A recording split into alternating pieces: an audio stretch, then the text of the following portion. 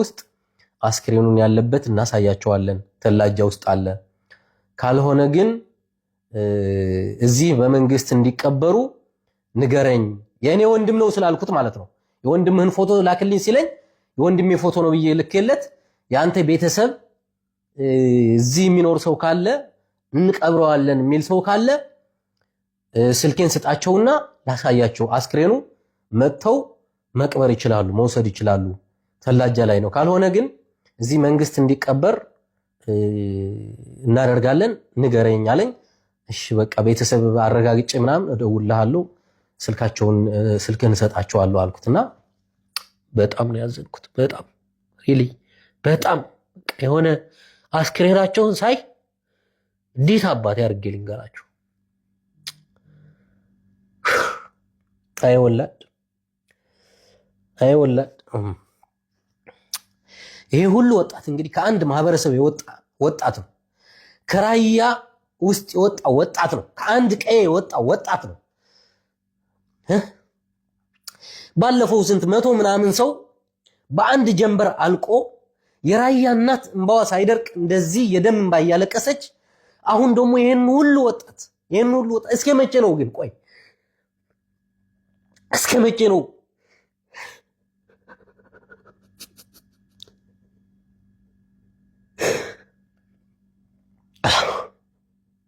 ወጣታችን አለቀ። እግዚአብሔር ወጣቱ አለቀ። ማርያም አስካስቡት። ቢያንስ እኮ በዚህ 2 ወር ውስጥ እንኳን እኮ ስንት ወጣት ነው ያለቀው? አስቡት እስኪ። ባለፈው 181 ሰው፣ አሁን ደግሞ 180 ምናምን ሰው በአንዲት ወር ውስጥ ይሄ ሁሉ ህዝብ እኮ ከራያ ውስጥ እኮ ነው ይወጣ ያለው። የሚገርማችሁ ይሄ ሁሉ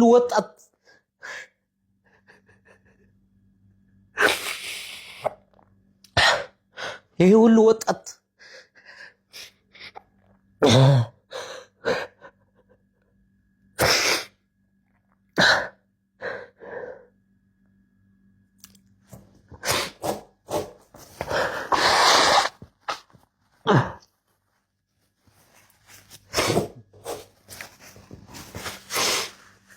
ለዛውም ስንት ጠፍቶ የወጣ ወጣት አለ። ስንት ቤተሰቡን ሳያስፈቅድ እናት አባቱን ሳይናገር የወሰደውን ከቤት ያስወጣው ደላላ እንኳን ሳያቅ ዝም ብሎ በዋለበት ለከብት እረኝነት በወጣበት አስጠፍተው የወሰዷቸው ስንት ልጆች ይኖራሉ። ከትምህርት ገበታቸውን አፈናቅለው የወሰዷቸው ስንት ወጣቶች ስንት ህፃናት አሉ። እነዚህ ወጣቶች እኮ ቢያንስ ወላጆቻቸው እኮ መቼ እንደተሳፈሩ መቼ እንደሞቱ መቼ ጀልባ ላይ እንደወጡ እንኳን እኮ ምንም የሚያውቁት ታሪክ እኮ የላቸውም። እስከ መቼ ነው እናቶቻችን እንደዚህ ውስጣቸው ቆስል ብሎ በዛ የሚደርስባቸውን ነገር እንዳይችሉ በዚህ ደግሞ ልጆቻቸው እንደዚህ እየወጡ የ13 የ14 የ15 እድሜ ልጆችን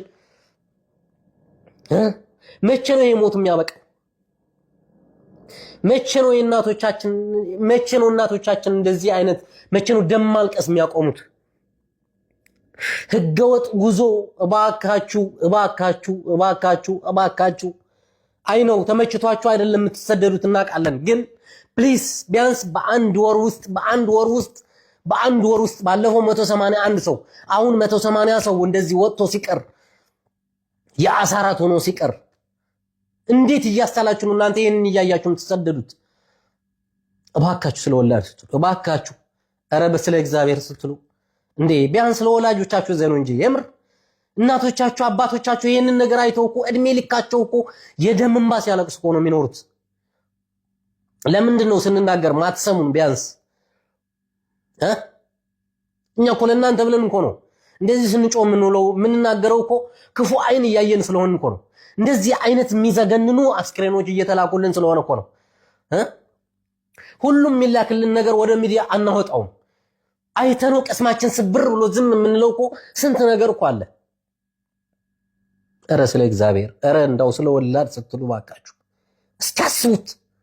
እስኪያስቡት 300 ምናምን ሰው ባለፈው 100 ምናምን ሰው አሁን ደግሞ 180 ሰው ባለፈው 181 አሁን 180 300 ምናምን 60 ምናምን ሰው በአንድ ወር ውስጥ ከራያ ማህበረሰብ ማለቅ ማለት ይሄን ሁሉ ወጣት እስኪያስቡት።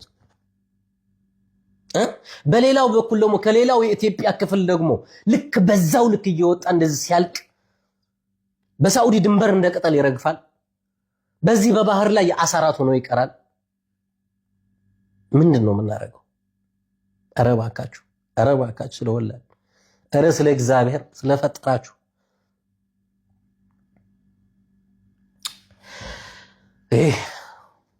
መቼም ልጆች እያስጠፋችሁ ተወስዱ ደላሎች በተለይ ማለት ነው። መቼም የዚህ ሁሉ እናት መርገም እኔ እመኑኝ ልትበሉት ነው፣ ሊዋጥላችሁ ነው ገንዘብ።